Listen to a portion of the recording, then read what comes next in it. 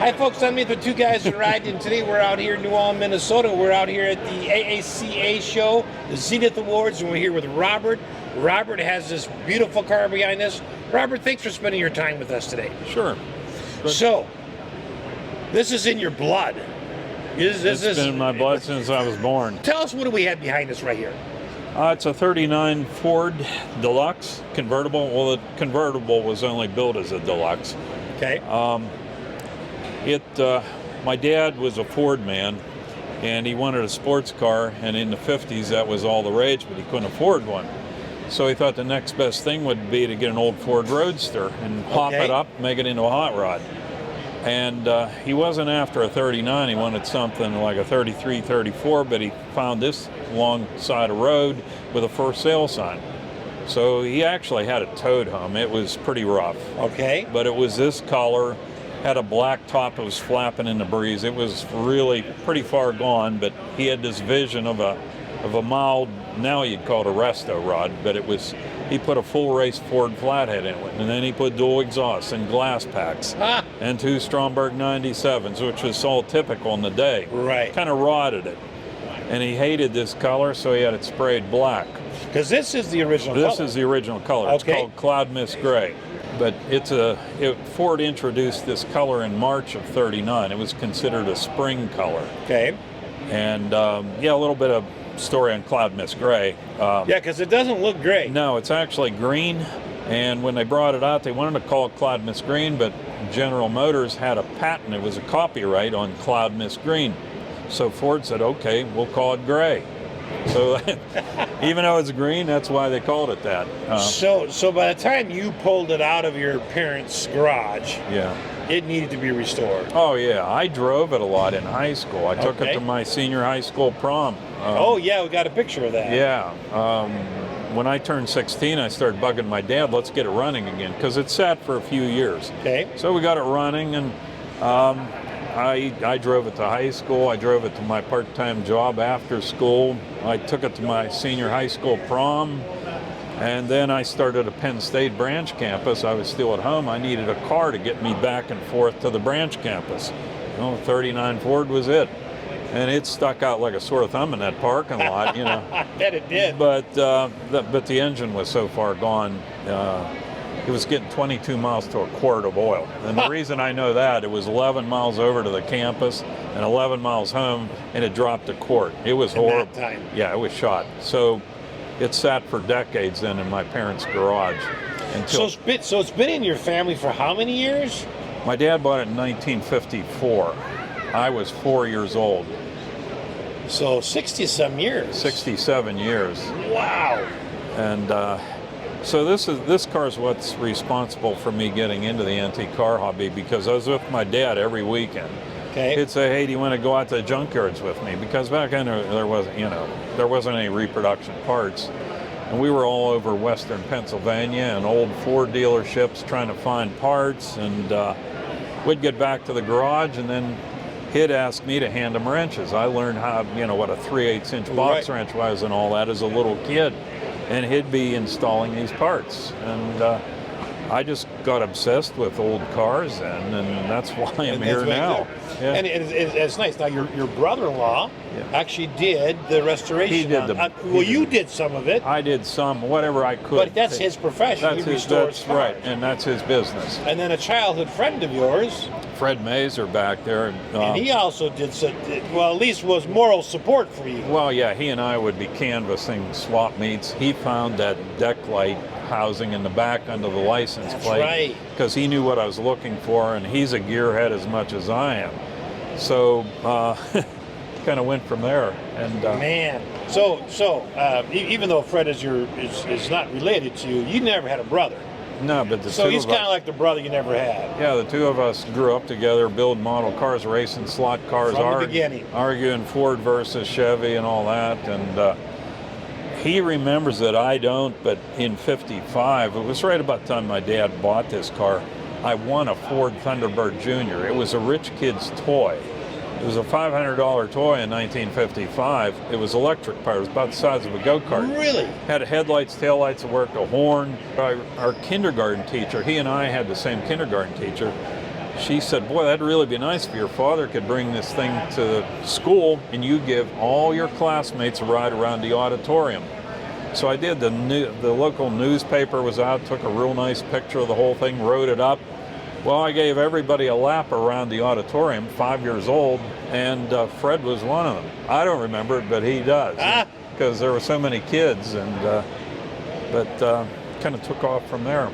So, wow, that really has been in your blood since you were young, and your family, and your family. Yeah. Your dad. And oh yeah, he liked sporty cars, and when Studebaker brought out the low slung 53s, he had to have one, so that got us into Studebakers, and it went from there. And then Fred saw my Avanti, and oh wow, I got to have one of those. So he got into a ground up restoration like this.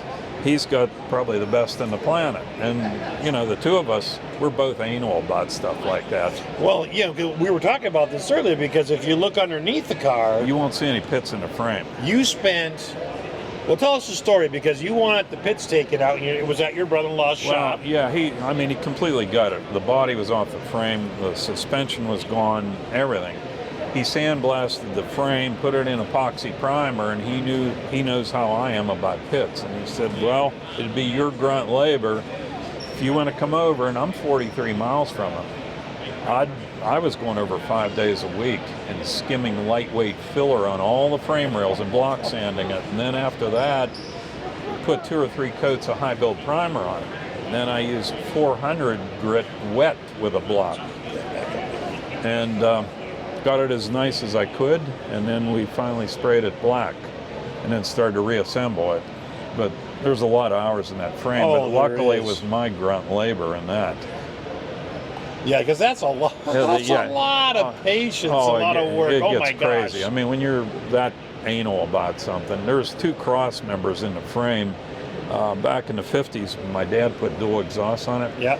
He cut holes in them because it wasn't about restoration. Right. He wanted to run the pipes back through there. Well, I had to replace those. And the reproductions, they're nice, they're heavy, but Ford had an RH on the one side and an L on the other, was stamped in there so that when the frame came down the assembly line, the workers would know which side went where, because they look real similar.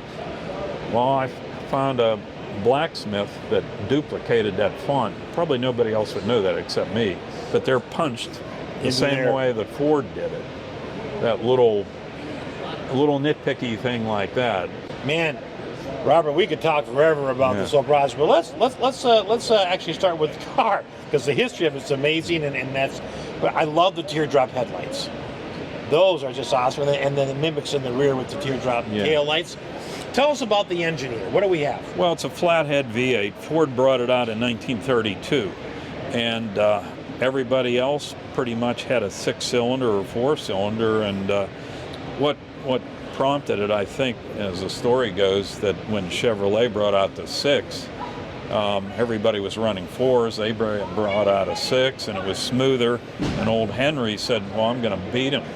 I'm going to bring out a low-price V8, so he brought out the first one in 32, and it was quick. I mean, it was fast, and Ford V8s were the car of choice for the moonshiners because they were quick. Bonnie and Clyde liked it. They always stole Ford's V8s because they're quick. And now, we were talking about this a little bit earlier, and it's interesting because if you ever done any research on Henry Ford, I mean, if he'd had his complete hand on this, he'd had a Model A on top frame. I mean, that's all he wanted to build. So who designed, who's responsible for the design? His son Edsel had an eye for style. He couldn't style them, but he had an eye for it, and I think he was the one that hired him. His name was Bob Gregory. Okay. And Gregory was responsible for Ford designs. I mean, Lincoln-Zephyrs and everything. Yeah. Clear on up through 42, 46, somewhere in there, because the war intervened in there. But old Henry could care less about styling. But his son Edsel did. And he pushed the old man, hey, we got to keep up with the times, and we need some sleek styling. So that's how I got it. Now, this also has a couple of other firsts. For 39? For 39. Yeah. So tell us about those. Well, Henry was bullheaded. He didn't believe in hydraulic brakes. Everybody else had it. And Ford was behind the times, and his son Edsel kept nagging him on that. And finally, the old man gave in. So this is the first year for hydraulic brakes, 1939. It was also the last year for the floor shift, because the next year went up to column shifts were all the rage back then. You could get more people in the front seat. And so this is the last year for a floor shift. And in the Ford convertibles, this was the last year for a rumble seat. In fact, I think Ford might have been the last rumble seat car. I'm not sure if anybody else had it. Well, if you know the answer to that, leave a comment down below in the description. Well, let's talk about the interior, Robert, because you did some of the work. You did a lot of meticulous work on the interior here, because these all had metal panelings, but then they were simulated to look like wood. Well, yeah, this was common for almost all the car manufacturers. They had a steel dashboard, all the garnish moldings, and they simulated wood grain. And the way it works, there's a base color underneath on the metal. And then from there's a roller that picks up the grain off a plate, and it's rolled on there, but it's actually ink is what it is. And it's real time consuming to do this yourself. It's crazy. But I bought a kit at Hershey. There's a company in Florida called Granite Technologies. And they sell you a unique kit, whether you have a Ford, a Packard, a Chevy, it doesn't matter what brand.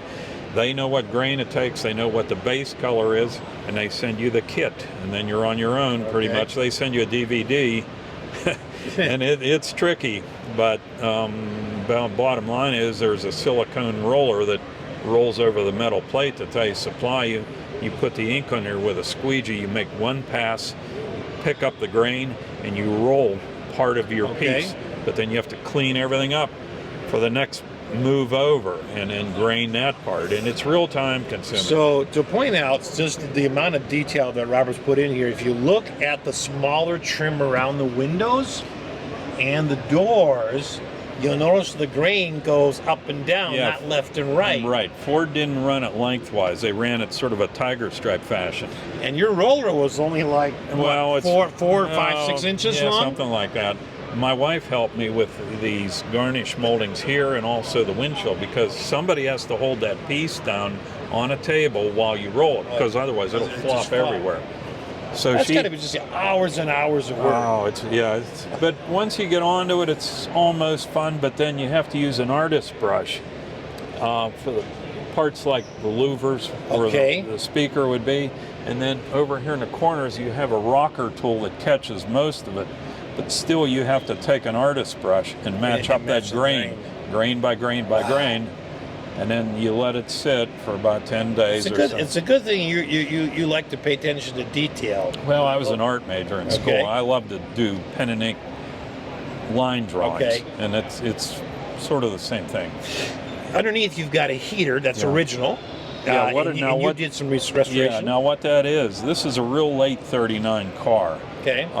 The early Ford V8 Club sent me a letter back. I sent them the serial number, and they said this was the newest 39 they had on record. It's a very late car. It was just about the time they were switching over to the 40s. Because of that, this has a 40 heater. I mean, the housing is the same, but the color's different. The early 39s had a darker brown paint color. The knobs were slightly different. And the striping on the side, I can't remember. I think it's sort of a cream color on 39s. The early 39s. There was a toe guard by the gas pedal that Ford put on the later heaters. But that was usually a dealer installed accessory. People would get into the fall of, say, 39. Well, they pull the 40 heaters off the shelf, and because it's documented in the restoration book here that's perfectly correct for what that is. Now, you had obviously all the seats restored, recovered. The whole interior and top and door panels. There was a great company. Unfortunately, they're gone now. It was called LeBaron Bonney. They were in Massachusetts, and they made the kits up for you. The top, the upholstery, just about everything other than floor mats, and those came from Dennis Carpenter. But these did not have you couldn't find the behind the seat floor mats. No. This back mat, because a convertible was a low production thing, they never made that in a reproduction mat. Okay. So what I had to do when the front seat wasn't installed yet, I had an extra front floor mat from Carpenter. Okay. And I made a paper pattern. I laid that over this. It was tricky, and I had to do a lot of cutting and piecing and trying to get those ribs at the correct angle. And that's what it is back there. You know, I just noticed here the interesting color of your handles. Yeah, that was only on the Deluxes. Of all things, the 39 Ford Standard, which was a cheap version, right? They were chrome plated. They were big into getting into plastics about this time for all the car. So this is plastic? No, but I think it was because plastic was getting to be the rage. I don't know if that's why they made them brown. Okay, interesting. That's just really different. But that was got chrome everywhere else on the dashboard. But yeah, I know it looks like it ought to be the other way around. But the standard cars, the entry level Ford, had chrome door handles and cranks. So, Robert, just quickly take us through from right to left with, what this is a clock. Yeah. Then you got 2 white buttons and 2 more on the other side. Just kind of walk us through in general what they do. Well, this is just a clock. There's choke and throttle rods. There's an ashtray. That's a lighter over there. Okay. Because everybody smoked back in those days.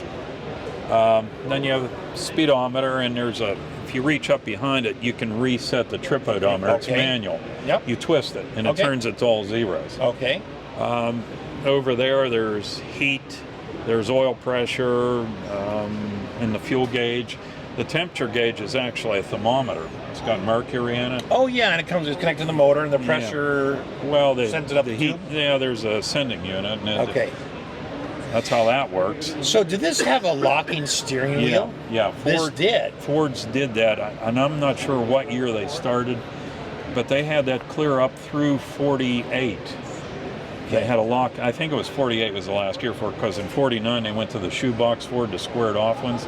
By that time they started to put a key up on the dash, pretty conventional. Okay. But before that it was a locking column, so you have to turn the key to release it, otherwise the steering wheel's locked. And then you flip that lever over to the on position to turn the ignition on. Right. So if the steering column was locked, the on-off was also locked. Then Yes. you couldn't switch it on. So a little theft prevention back there. Yeah. And then this knob here was just for your vent in the front. That's correct? for the wipers. Well, that's for the wipers. Yeah, they're vacuum wipers. That's a windshield. So drive wipers. fast, or hope it doesn't rain. Well, what you hope is you don't come to a hill, because when you climb a hill, they slow down. And then when you make a shift, you'll get a couple wipes out of it, and then once you're back on the gas, then it slows down again. Let's take a walk to the back here. But right as we're getting there, I love the rims on this. Well, this was an accessory. Okay. All the 39 Deluxes had a wheel trim ring, this part right here. Okay, yep. But this in the center is an option. It was called a spider cap. And it covers over a lot of the wheel. It gave it more bling. Oh, definitely. All right, and then, of course, in the very back, we see the teardrop tail lights like we were talking about in the front. Tell us about the license plate. Well, the license plate, my dad was a senior in high school in 1939, ironically, and his car at the time was a 31 Ford Model A Coupe. And this plate actually rode on his Model A when he was in high school. Really? But he saved his license plates, and he nailed them up inside his mother's garage, and it was a dirt floor, wood frame garage, and everything was surface rust. But luckily the plates, survived. So my daughter paid to have it restored, and it was sandblasted. And so I have it back, and it's registered now to this car, which it was my dad's old car. Oh, that's just neat. But this car, another sort of a tidbit thing. Yeah. I was an art major. I do a lot of pen and ink work. That isn't what I did for a living. Yeah. But as a hobby, I do. And when my dad died, he wanted to be, this is kind of weird, but he wanted to be buried in a cemetery at home that would allow tombstones. For some reason, he wanted a tombstone. So when he died, I knew how important his car was to him. He and my mother both, because they ran road rallies and everything. Right. Plus, he was big into airplanes. They flew in their honeymoon to Canada in his Piper Cub. So I did a pen and ink sketch of the 39 Ford in the foreground with a J3 Cub at Niagara Falls. And it was sent out to a monument maker, and he photo etched that into black stone. So this car is up in the cemetery. Oh my gosh. You know, Robert, what a story. What a car. Thank you so much for taking your time to share that whole story, the family lineage with the cars and the interest. We sure appreciate it. Sure. Thanks for watching.